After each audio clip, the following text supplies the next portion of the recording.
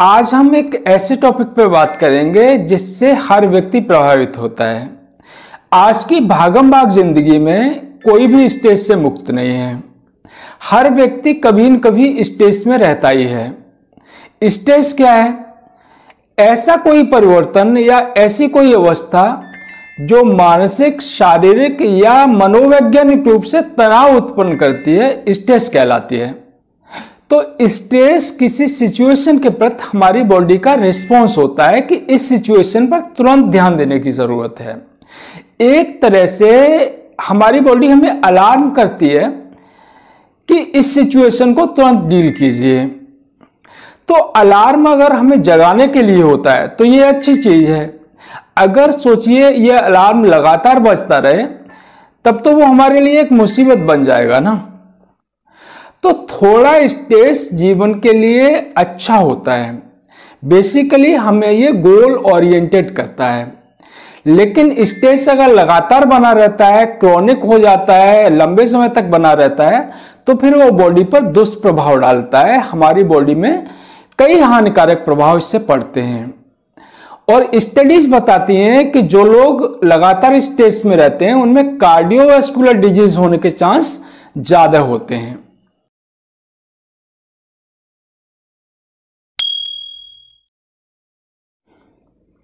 तो अब बात करते हैं कि स्ट्रेस हमारे शरीर पर कैसे प्रभाव डालता है। तो स्ट्रेस में हमारे शरीर के अंदर क्या होता है इसको समझते हैं। तो हमारे शरीर में एक बहुत ही महत्वपूर्ण अंग होता है, वो होता है हमारा ब्रेन। तो ब्रेन में एक बहुत छोटा सा अंग होता है जिसे हाइपोथैलेमस कहते हैं। तो हाइपोथैलेमस हमारे शरीर के अंदर जो क्रियाएं होती हैं उनमें से बहुत सी क्रियाओं को नियंत्रित करने का काम करता है। एक अंतःस्रावी ग्रंथि यानी एंडोक्राइन ग्लैंड होती है, पिट्यूटरी ग्लैंड, ये ब्रेन के जस्ट नीचे होती है। और दो अंतःस्रावी ग्रंथि और होती हैं जो हमारी दोनों किडनियों के ऊपर होती हैं, इन्हें एड्रिनल ग्लैंड कहते हैं। तो ब्रेन में हाइपोथैलेमस और पिट्यूटरी ग्लैंड और एड्रिनल ग्लैंड, ये तीनों मिलकर के एक एक्सिस बनाते हैं, हाइपोथैलेमस, पिट्यूटरी और एड्रिनल एक्सिस। तो स्ट्रेस के समय यही जो एक्सिस है तीनों की वो काम करती है। तो जैसे ही कोई व्यक्ति स्ट्रेस में होता है, हाइपोथैलेमस से एक हार्मोन स्रावित होता है, कोर्टिकोट्रोपिन रिलीजिंग हार्मोन। तो कोर्टिकोट्रोपिन रिलीजिंग हार्मोन हाइपोथैलेमस से स्रावित होता है और ये पिट्यूटरी ग्लैंड को स्टिमुलेट करता है। तो पिट्यूटरी ग्लैंड जैसे स्टिमुलेट होती है तो उससे एक दूसरा हार्मोन स्रावित होता है, एड्रिनोकोर्टिकोट्रोपिक हार्मोन। तो एड्रिनोकोर्टिकोट्रोपिक हार्मोन जो होता है वो एड्रिनल ग्लैंड को स्टिमुलेट करता है। तो उसके बाद एड्रिनल ग्लैंड एड्रिनलिन और कोर्टिसोल, ये दो हार्मोन स्रावित करती है। तो एड्रिनलिन एक हार्मोन है और ये एक न्यूरोट्रांसमीटर की तरह काम करता है और ये सिंपैथेटिक सिस्टम को स्टिमुलेट करता है, जिससे दिल की धड़कन बढ़ना, ब्लड प्रेशर बढ़ जाना, पसीना आना, ये सब लक्षण प्रकट हो जाते हैं। और जो कोर्टिसोल है वो ब्रेन के अंदर ग्लूकोज के यूटिलाइजेशन को बढ़ा देता है। दूसरा इसका जो महत्वपूर्ण काम होता है वो होता है कि जो टिश्यू सेल्स हैं उनके अंदर वो उन्हें रिपेयर करने वाले पदार्थों की मात्रा को बढ़ा देता है। तो स्ट्रेस से हमारे जो बॉडी टिश्यू के अंदर जो तोड़फोड़ होती है उनको ये जो पदार्थ होते हैं वो रिपेयर करते हैं। तो जो लोग लगातार स्ट्रेस में रहते हैं या लंबे समय तक स्ट्रेस में रहते हैं तो उनका जो सिंपैथेटिक सिस्टम है वो थोड़ा स्टिमुलेटेड रहता है। इससे दिल की धड़कन बढ़ना, ब्लड प्रेशर बढ़ना, पसीना आना, घबराहट होना, एंजाइटी और नींद की समस्या होना, फॉरगेटफुलनेस है जैसे भूलने की परेशानी हो जाना, कंसंट्रेशन न बनना, ये सब दिक्कतें होने लगती हैं। तो आपने देखा होगा कि कोई व्यक्ति अगर स्ट्रेस में होता है तो कोई चीज वो कहीं रख देता है और उसके बाद भूल जाता है, उसे चीजें याद नहीं रहती हैं। पढ़ने बैठता है तो पढ़ नहीं पाता है, कोई काम करता है तो काम में मन नहीं लगता है, यानी कंसंट्रेशन उसका नहीं होता है, नींद की दिक्कत हो जाती है। कोर्टिसोल एक स्टेरॉइड होता है।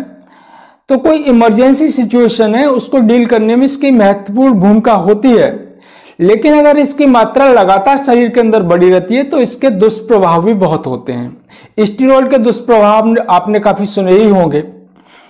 तो कोर्टिसोल बेसिकली हमारे इम्यून सिस्टम को सप्रेस करता है, पाचन तंत्र, जनन तंत्र और ग्रोथ हार्मोन को सप्रेस करता है।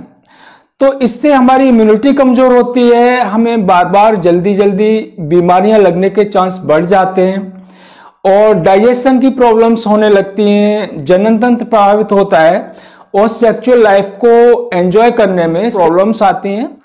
तो अब हम स्ट्रेस मैनेजमेंट की बात करते हैं। तो स्ट्रेस मैनेजमेंट अलग अलग लोगों के लिए अलग अलग तरीके का स्ट्रेस होता है और उसी के अनुसार उसका मैनेजमेंट होता है।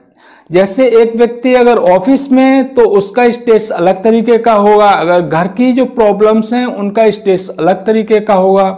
आजकल एग्जाम चल रही है तो जो स्टूडेंट्स हैं उनका स्ट्रेस अलग तरीके का होता है। तो सबसे पहले हमें यह पहचानना है कि स्ट्रेसर क्या है जिसकी वजह से हमें स्ट्रेस है। तो स्ट्रेस को मैनेज करने में स्ट्रेसर तो महत्वपूर्ण है ही, उसे तो डील करना ही है। इसके अलावा कुछ ऐसी जनरल बातें हैं जो निश्चित ही स्ट्रेस को मैनेज करने में हेल्पफुल हो सकती हैं। स्ट्रेसर के अलावा जो महत्वपूर्ण चीज है स्ट्रेस को कम करने में जो हेल्प करती है वो रिलेशंस हैं। मानवीय रिश्ते महत्वपूर्ण भूमिका निभाते हैं स्ट्रेस को कम करने में। स्टडीज बताती हैं कि जिन लोगों के जो मानवीय संबंध हैं वो हेल्दी होते हैं वो स्ट्रेस में जाने के उनके कम चांस होते हैं। तो अगर मानवीय रिश्ते हमारे बहुत अच्छे हैं तो हम अपनी प्रॉब्लम को दूसरों के साथ जब शेयर करते हैं तो उससे मन हल्का होता है और स्ट्रेस को कम करने में वो हेल्प करता है। देखिए, हर व्यक्ति की ये इच्छा होती है जब वो किसी स्ट्रेसफुल सिचुएशन में होता है, उसके सामने कोई ऐसी सिचुएशन होती है, कोई प्रॉब्लम होती है, तो उसकी इच्छा होती है कि दूसरे को बताए और उससे उसका मन जो है हल्का होता है।